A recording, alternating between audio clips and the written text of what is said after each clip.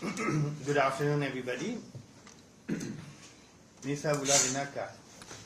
As you all know, Honorable Rashtrapati Ji is on a three-country visit to this region, and Fiji is her first leg. We are happy to announce that it was a very warm and historic visit so far. It is the first ever visit by Rashtrapati Ji to Fiji, and we would like to convey our sincere gratitude and appreciation for the gracious hospitality that has been accorded to Honorable Rashtrapati Ji and her entire delegation by the government and people of Fiji. As you know, India and Fiji share a very special and enduring bond going back almost a century and a half. And India and Fiji have been strengthening our engagements with each other, and it has been India's endeavor to strengthen our engagement with the Pacific region as a whole, bilaterally with the countries of the region, and under our action-oriented Forum for India and the Pacific Island Cooperation, or what we call FIPIC. And Fiji remains our very special partner in the Pacific. If you remember, Honorable Prime Minister of India, Shri Narendra Modi ji, inaugurated the first FIPIC summit here in Fiji, in Suva, and so it is in this context that the visit of Rashtrapati ji assumes great significance. This certainly marks a new chapter as we further boost the strong momentum that has been generated by the increasing level of high-level contacts between our two nations during the past several years, and which was also marked by 75 years of India's diplomatic presence in Fiji. And now going to the elements of the program, as you know, Rashtrapati Ji landed in Suva from Nadi in the morning today, and upon arrival she was accorded a guard of honor by the Fiji military police, followed by a traditional welcome, and which was attended by the Prime Minister. And it was along the way from the airport, it was heartwarming to see hundreds of school children lining the roads and really shouting their greetings to Rashtrapati Ji. That was a very, very moving experience. At the State House, Rashtrapati Ji met the President of Fiji, His Excellency Ratu William Maivalili Kotunibere. Together they viewed the solarization project of the State House, which was completed by India as part of our development partnership. And the project also reflects India's strong commitment to climate action and climate justice. Prime Minister, His Excellency Sitiveni Rambuka, also called on Rashtrapati Ji along with several of his ministerial colleagues, and they held wide-ranging discussions in which they reaffirmed the mutual trust and the strong commitment towards enhancing our bilateral relationship for progress and prosperity of the people of both our countries.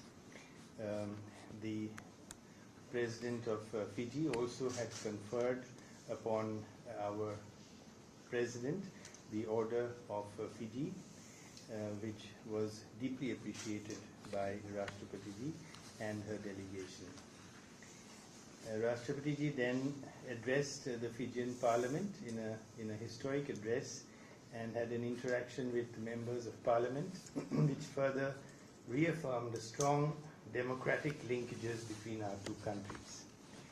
She also paid respects by garlanding the bust of the father of the nation, Mahatma Gandhi, just a little while ago, and also placed a wreath at the National War Memorial in Suva.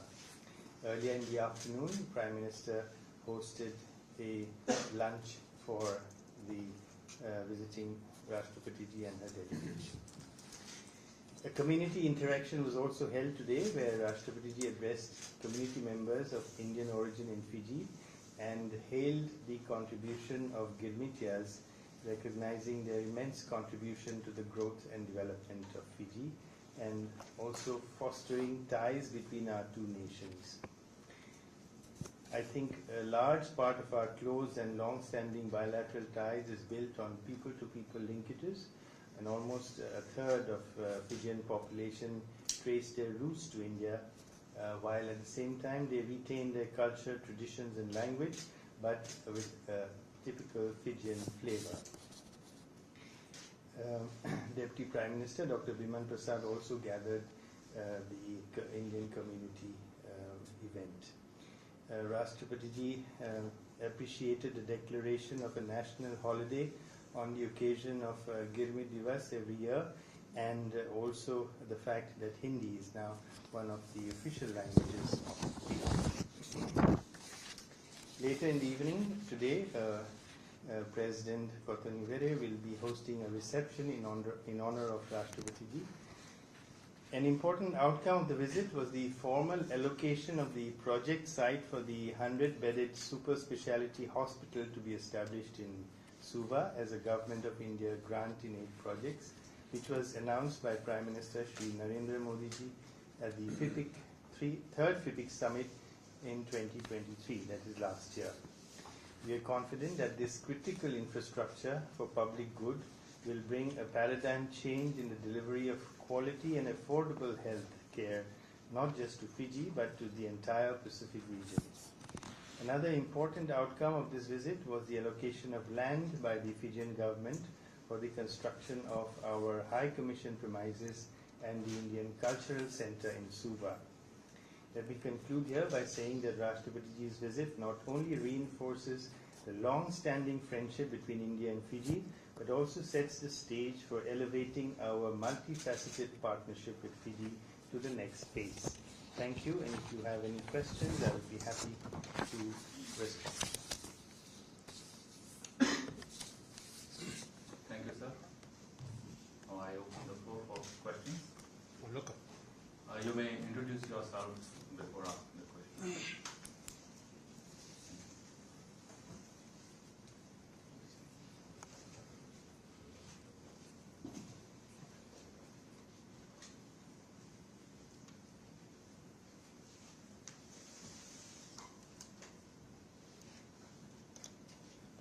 Sir, I'm Andana Mukherjee from DD News.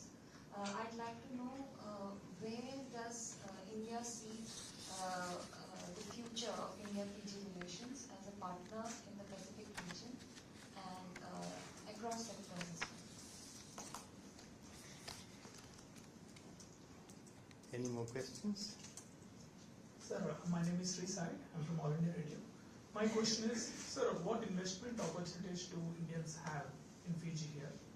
And my second question is, we are mentioning about the people-to-people connect. So what does the Indian High Commission Office do here so that these relations are continuously, fostered and taken forward? Thank you. Thank you. Okay, so for the first question, as I said, we count upon Fiji as one of our really key partners in the region. Going forward, we see a bright future. We are accelerating our relations in many diverse fields. For example, health is one of them. In terms of digital public infrastructure, there's a lot of good work that is happening to bring India's digital public infrastructure for use in the public administration in Fiji for delivery of services, which I think will be a real game changer. That is another area. Tourism is also something that has good potential. I was talking to somebody about how now in India we have direct flights to Australia, of course, and also to Bali. So, it's easier for people to travel to India, even though you do not have direct flights. So these are some of the areas which I think immediately are things that could really benefit the relationship. Another area is education, which is also something that we can look at. In terms of investment opportunities, I'm sure tourism is such an obvious area for investments from India. Those of you who have been to India may know that we have some of the finest hotel chains in the world. And it's a pity they are not here in Fiji. If they were, I suppose, then we would have many more Indian tourists as well. They have Indian hotels are in many places of the world, not just in our neighborhood, but as far away as in Egypt and in Europe and elsewhere. So I'm sure that that is an opportunity of investment that is there. Our High Commissioner is here, of course. He will have many more ideas about investment opportunities from India. And as to people, he's the best person to brief you on if you have a question about that. But from what I know, as being Secretary East in the Ministry, they do a lot in terms of scholarships, for example, for people to go and study or train in India in different areas, in traditional medicine, in promoting yoga, of course. You all know that. And the rest I will leave him to explain what they are doing. Thank you, sir. To add to what Secretary East mentioned about first the business opportunities, the investment opportunities rather, and then I'll go to the diaspora-centric initiatives. In terms of investment opportunities, it's very obvious because more than 40% of the country's GDP comes from tourism sector alone. As Secretary mentioned, I mean, it has tremendous potential for attracting investment from India. And we are aware of the requirement in terms of the capacity in the tourism sector. And I'm happy to state that just a couple of months back, when we had facilitated the visit of Honorable Deputy Prime Minister, Mr. William Kavoka, who is also the Minister for Civil Aviation and Tourism, we had set up expressly meetings with these top Indian hospitality groups like the Taj and the Oberoi.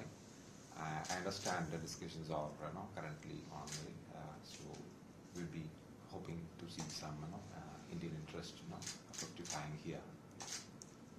With regard to other opportunities, again, I see a lot of opportunities in the digital, sector. We are not going to be just limited by the engagement in the diaspora side. We want to get it to the next stage, the knowledge era, and especially in that regard, digital partnership is something which we are keenly focusing on. And again, it's a happy coincidence that there's also a lot of interest from Fiji, considering the expertise and the way we have been leveraging digital technology in India to transform both, improve both ease of living as well as the ease of doing business. There's a lot of interest from Fiji also to do, things with us in the digital cooperation side. So discussions are underway, and perhaps we'll be able to announce something soon. With regard to the diaspora-centric initiatives, as was mentioned by Secretary East, recent years we have seen unprecedented kind of number of high-level political exchanges which have solidly put us on a very strong trajectory as far as our multifaceted partnership is concerned. But parallelly, we are also aware that Fiji being a major diaspora country, it is important to engage with all stakeholders, including the government of Fiji and the diaspora organizations, the community organizations here, to further nourish and strengthen the unique cultural linkage that we have. So whether it is in terms of celebrating the 12th World Hindi Conference, a historic event, a global event that we did jointly with the government of Fiji last year, or the ongoing efforts to revive and restart the teaching of Tamil language here in Fiji, in partnership with the Ministry of Education, Government of Fiji, and a leading diaspora community organization, Sangam, or celebrating or commemorating the Girmith legacy, or even, reconnecting the diaspora youth back to the land of their ancestors. We have been actively working on that. In fact, on this program called No India program, which is meant for the Indian diaspora youth from around the world, I'm happy to state that Fiji is the country which uses the highest number of slots in the entire world. And that is a credit to the keen interest that is shown by the diaspora community here in getting connected back with the roots. Also, we have the privilege of working with many other diaspora community organizations, and there are a number of opportunities which we have to engage with them and strengthen this linkage. For example, we were part of the historic centenary celebrations of the Samabala Gurudwara Sahib here, the oldest Gurudwara in the entire Pacific. and we will be shortly doing something with the centenary celebrations in the Howells Road Sangam Temple. So these are initiatives that are going on around the year. In fact, even during the historic Pran Pratishtha ceremony in Ayodhya, perhaps this is the only country where our cultural center had got a cultural group right from Ayodhya, and we did our own, Utsav, Ramlala Utsav here throughout the country to make sure that, people of Indian origin do not miss out on that historic opportunities. So this is something which we are keenly aware of and we are very focused on, and this will continue. I'm confident that, as I was telling our friends a couple of days back, the best is yet to come in as far as the relationship with Fiji is concerned. Thank you. Thank you, sir. So my name is Vivek Patel. I'm from DD News. So 2 days back we got a chance to speak with the Deputy Prime Minister of Fiji, Mr. Biman Prasad ji. He highlighted two places where he wants to engage with India. First is tourism, and in tourism sector he specifically highlighted of promoting Fiji as a wedding destination, and he categorically said that he wants India to engage with Fiji in this particular aspect. And second, he said that he also wants India to engage with Fiji on agriculture. They want more agricultural cooperation. So, sir, are there any plans in the near future? Go ahead. See, I think tourism we've already discussed, what is the potential and what can be done. Unfortunately, the number of Indian tourists coming to Fiji, a major tourist destination, is very, very low.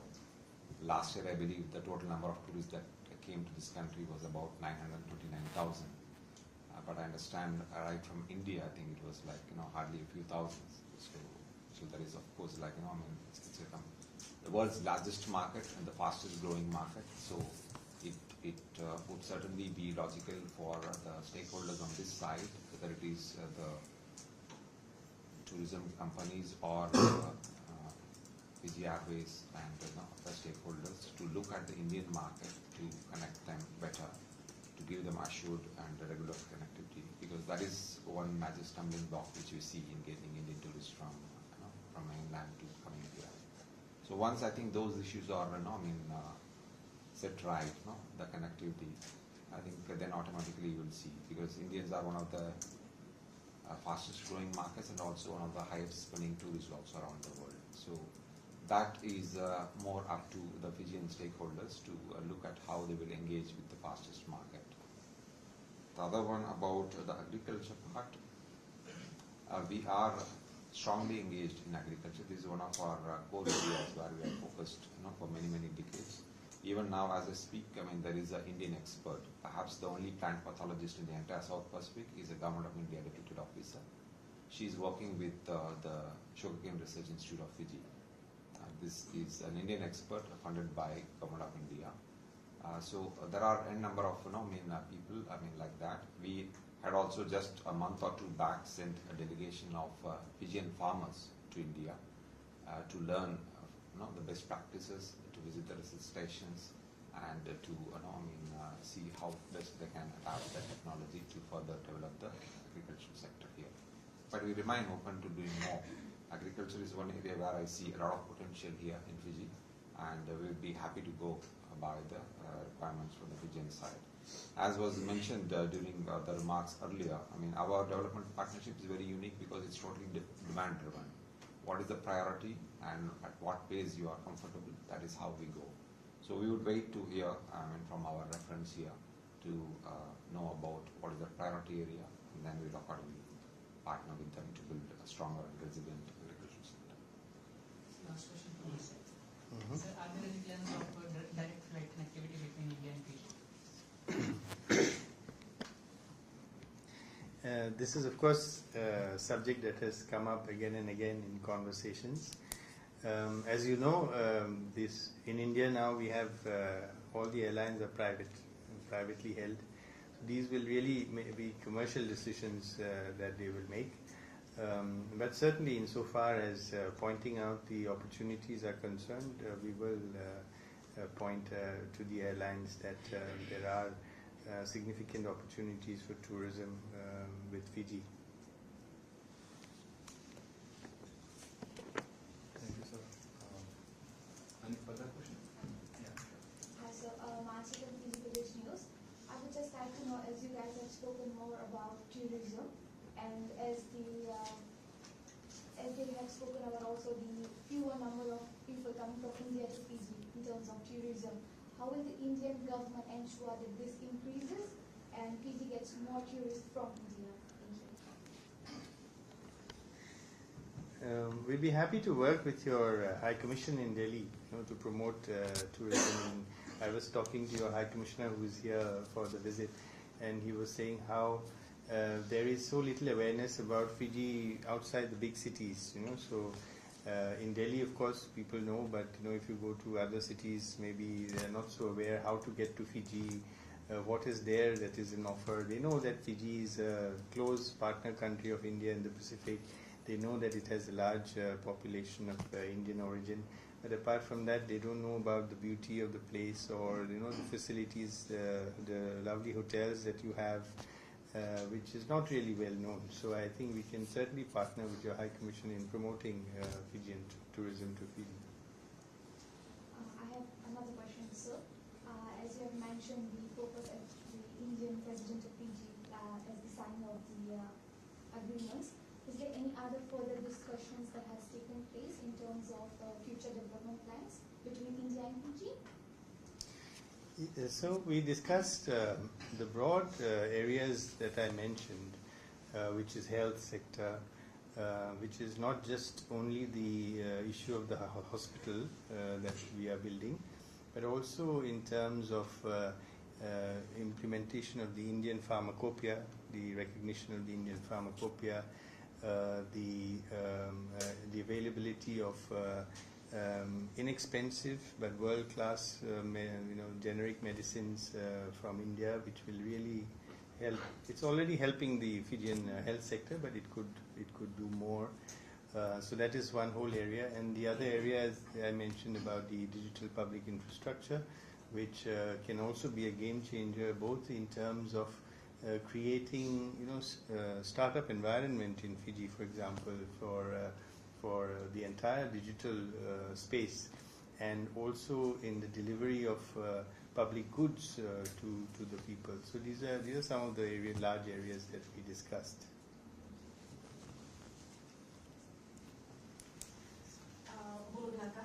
My name is Delmesi, and I'm a reporter at the Fiji Times.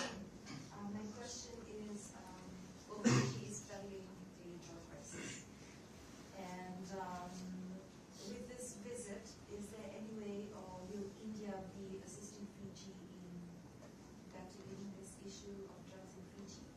And if you are, then how?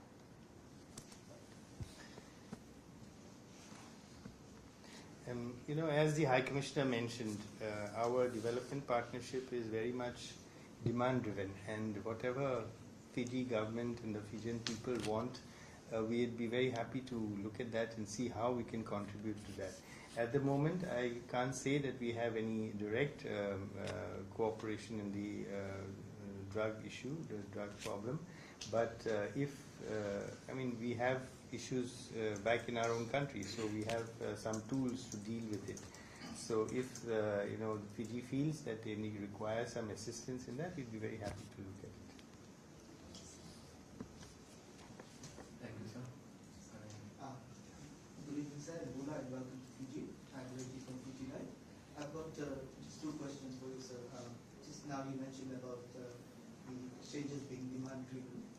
My first question would be around medical tourism, given that a lot of high number of Fijians are traveling to India for treatments and all. How can this be further strengthened? And my second question would be around sports and cultural diplomacy between the two nations. I could give two examples, in particular the sports diplomacy bit that our greatest sevens player is now your national coach for sevens. And in terms of cultural exchange and diplomacy, we've had recent visits of Bollywood stars like Rapul Preet Singh and Jackie Bagnani, and then previously they had Ileana de Cruz, who came here as an ambassador. So just your thoughts and comments on this, please. as far as medical tourism is concerned, we have tried to make things easier for tourists. We have e-medical visas, so electronic medical visas are available. So that makes it much easier and a smoother process. You don't have to go in person. You arrive there and you get your visa stamped on your passport. So that is certainly something. And then there are large Indian hospital groups which have also come to Fiji to acquaint the people about what are the facilities that are available. In fact, just before I left, one large group also approached me to brief me about what they are doing in offering their services for medical tourists from Fiji. So I think that is one area where there is a lot of potential, because we have people from from as far away as from the Philippines, which is not too far away from you, who travel to India from the Pacific, some of the Pacific Island countries as well, like Palau, for example. They go to India for the treatment, not because it is inexpensive, but mainly because it is very good and also inexpensive. So even if they have to travel by air, even if they have to go and stay there, they still find it a better package than what alternatives they have. As far as sports diplomacy is concerned, yes, I think we kind of talked about it. The president did mention about our national coach, and if I may let out a secret, can I let out a secret? Her son-in-law is a rugby player, so she knows rugby, and she is interested in the subject. So I think that is another thing that is binding us together at the moment, India and Fiji. So she did mention that maybe one day, we are not as good as you yet, but maybe one day we will be able to have a match between us. Let's look forward to that. That will be some technology transfer from Fiji to India. We look forward to that. Just add on, and we also have our Roy Krishna, the national captain, doing quite well in the He's playing in the Indian. Right. Yeah, Don't with forget, yes. IFC. plays Are with there all his opportunities for Indian football clubs or the national team to tour here? Yes, certainly. Why not? Yeah, that could be a good idea. Thank you. Thank you, sir. Yeah. Dennis from the Fijian Broadcasting Corporation. I know that India is highly looking into improving Fiji's tourism sector, but I guess it's only right to say that the Pacific economies are sort of drowning because of the impact of climate change. And I also noted that India was the third most polluted country in the world as of last year. Ranking the year before that, India was 8th. What is India doing to improve on its emission contribution, and also what other plans, what other things in place to subsidize for the impact it has on the Pacific and what's below? Mm-hmm. So there are two kinds of things. Firstly, I would say that without hesitation, that I think in India today we have one of the most ambitious clean energy and renewable energy programs in the world. We have a target of about 500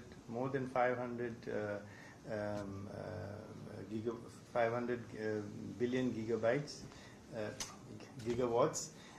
and that is really a combination of solar and wind and other forms, biodiesel being one, which will really change the atmosphere, literally and figuratively speaking, in India with regard to energy and pollution. So that is one, and the other is that we are working with you, we are working with countries like you in how to harness renewable energy for your needs. So, today, for example, the President toured the government house where the solar facilities, solar panels have been installed, and how it is now powered with solar energy. Similarly, we have trained what we call solar mamas, in the all over the Pacific Islands, not only in the Pacific Islands, in the Caribbean, in Latin America. These are basically grandmothers in their respective villages who install solar kits, and they are trained to do that, and they are trained to maintain those solar kits for their individual villages so that they can harness energy where they don't have any access to energy. So these are just two examples of what we have been doing. I must say that I have seen in my own eyes how over the last decade or so, the government's a complete attitude towards climate change and the need to address climate change has undergone a complete revolution.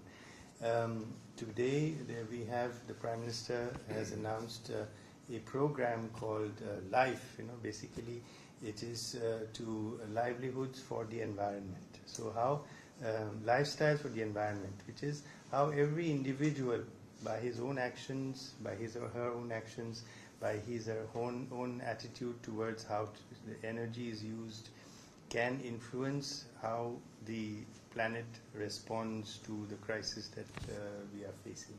So I think you will find in India a very sympathetic and as well as a very active partner in how you address climate change issues that are really affecting Pacific Island countries in a very big way. Sure, please. With your permission, I'll just like to add one another project which we are doing in this very specific area.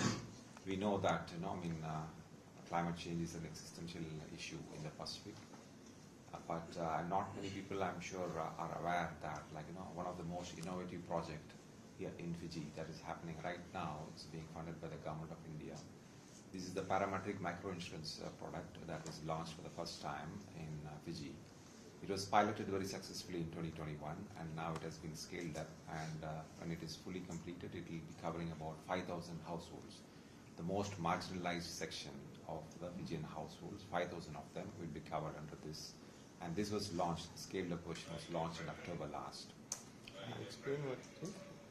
Sir, under this, the trigger for getting the insurance claim, it becomes much more easier. They don't need to individually do it like in the conventional sense. So if there is a climate event happening in a particular area, they don't need to meet any other threshold. So people who are covered under this microinsurance facility, they need to pay, I think, hardly $1 a day. But they are assured of minimum coverage, and trigger, as I said, the threshold is very low. And this is being done in partnership with the UN agencies. UNDP is a partner here, and it is happening. We had launched it in the Western Division in Taua area near Ba, and it's successfully being implemented on the ground as we speak. There are other programs also. It will be too many to list out. Secretary was talking about the solarization of heads of state residence that Honorable President visited even today in the State House. In fact, this is supposed to be done in each of the head of the state residences around the Pacific. But in Fiji, we have already done it for the President's House. We have done it for the residence of the chief of the Kambona Presidency in Bow Island, and we have also done it for the Great Council of Chiefs Hall, and very soon we will be also commissioning one for the official residence of the Prime Minister. This is not just only for demonstrative purpose. We have also gone to the ground, and we have already solarized about 350 houses, Fijian houses, in the rural areas under the solarization program. And as Secretary was mentioning, people also have been trained under the Solar Mamas program so that it is self-sufficient. There is no need to constantly be dependent on some other partner.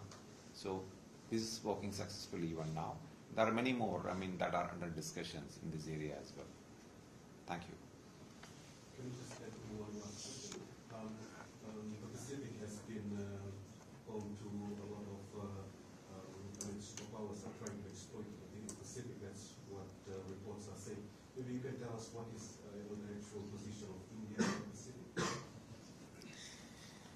Well, I would prefer to keep this conversation about India and Fiji, and India and the Pacific island countries. But since you've asked, let me just say that, and what President has also conveyed, Rashtrapati ji has conveyed to the leadership in Fiji, that India is always for a peaceful, stable, prosperous Pacific.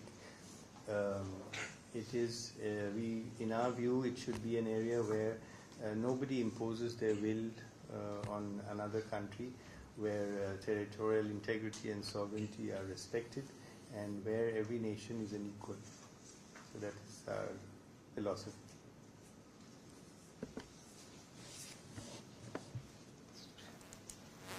Thank you, sir. As I see no more requests for questions, so sir, with your permission, now I conclude this special media briefing. Thank you, everyone. And this briefing is over. Thank you for your interest and all your questions.